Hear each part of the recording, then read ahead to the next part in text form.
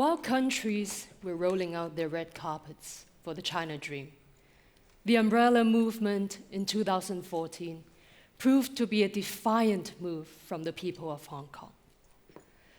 In a city where the majority of the population has always been so politically indifferent, why were these young students courageously standing up to this giant machine, one that so many were fearful of? Walking down the occupied streets of Harcourt Road, I remember seeing all these magnificent expressions of thought and creativity, something that I had never seen in my city. Graffiti, sculptures, art installations, small patches of farming, our own posted mosaic version of the Lennon Wall, and even a temporary study hall.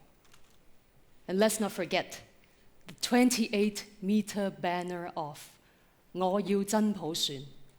We want real universal suffrage that hung on for an unforgettable morning on the iconic Lion Rock Mountain.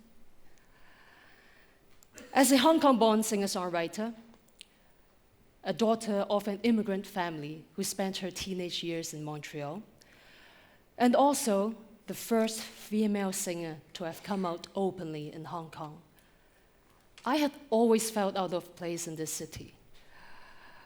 As a celebrity, I was told to stay neutral and not get involved in politics.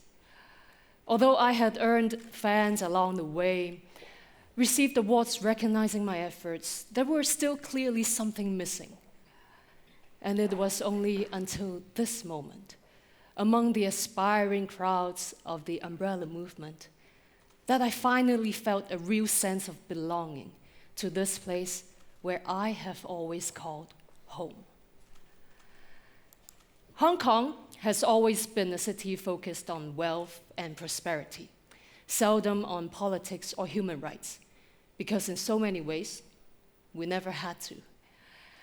As a British colony, we became the financial hub of Asia, establishing pillars of free speech and human rights. We became the poster boy of East meets West. In 1984, a joint declaration was signed, announcing the return of Hong Kong back to China, at the same time introducing the one country, two systems model, which promised Hong Kong its freedom and autonomy for 50 years. Yet, this was never meant to be the case. Since the return, the Hong Kong government has been eroding our democratic systems in place for a century.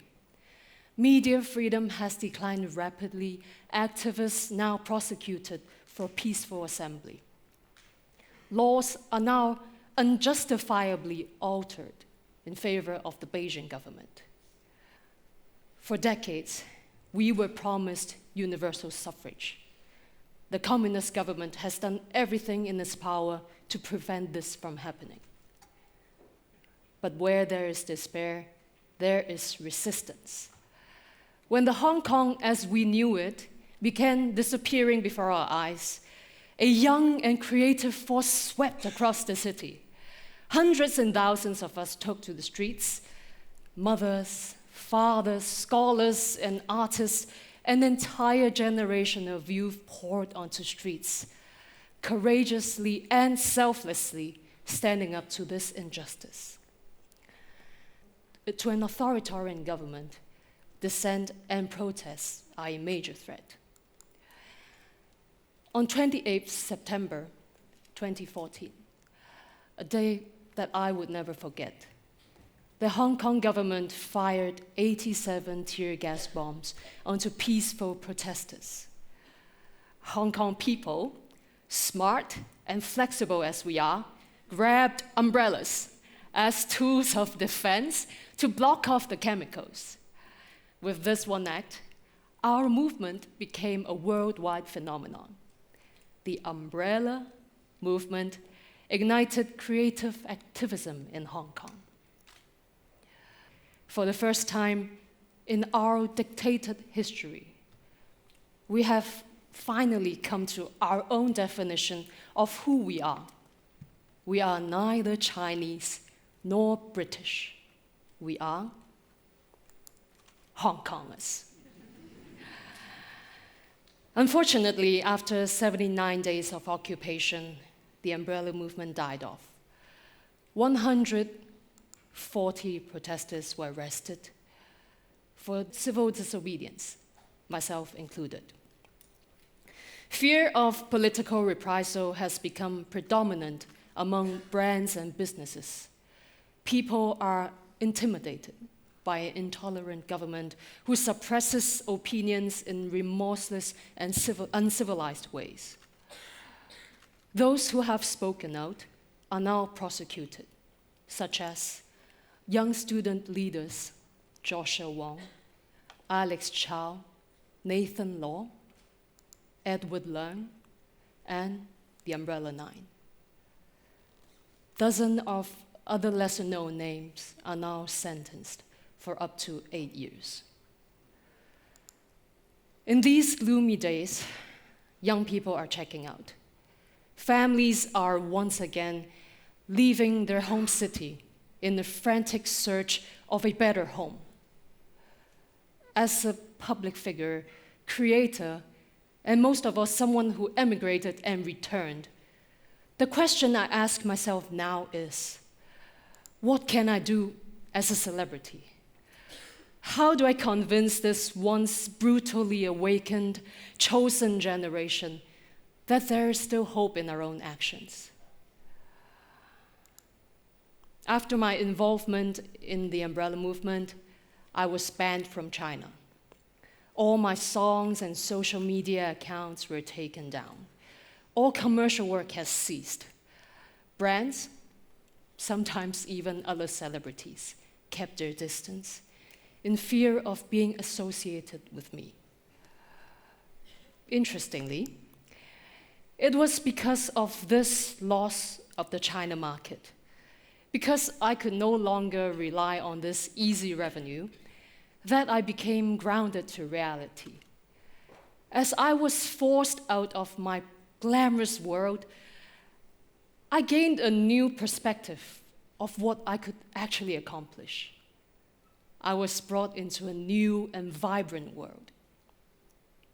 In 2016, when sponsors avoided me for my political outspokenness, I instead launched a campaign to crowd-sponsor my concert, gathering support from 300 local businesses with a total of 50,000 tickets sold out within hours. Later on, with my amazing team, I built my own system. I launched my own record label, signing young and budding artists, and also improvised local tours in different districts of Hong Kong. We sang on trams, in underground live houses, on sidewalks, and even in local shops. Just last year, we self-funded and organized a 6-day music festival, which united and gathered 100 local businesses and music acts. By creating socially innovative art, music, and events, by breaking rules and reinventing the game, I want to pass on this message to the younger generations. Create your own possibilities, even when all odds are against you. Truth is, tyrants are afraid of the people. They have seen the power of peaceful, organized movements time and time again, and it threatens them. Fear grows in spaces where we feel alone, judged, and cut off. The key is to not get discouraged and intimidated by the bigger picture, but rather to look within and around ourselves, to find people with similar values and identify the possibilities that exist in our own spaces. By focusing on our everyday lives, on our skills and passion, we can and will reignite our courage. Whether you are a student, a scientist, a teacher, or a doctor, it doesn't matter. Do your best in what you do best. Live the life that you envision for generations to come. When the system does not provide for us, we take things in our own hands. Our fate is what we make of it. By reconnecting with ourselves, we will reconnect with others. And finally, we will reconnect with our flexibility in finding answers as a humanity collective. Thank you.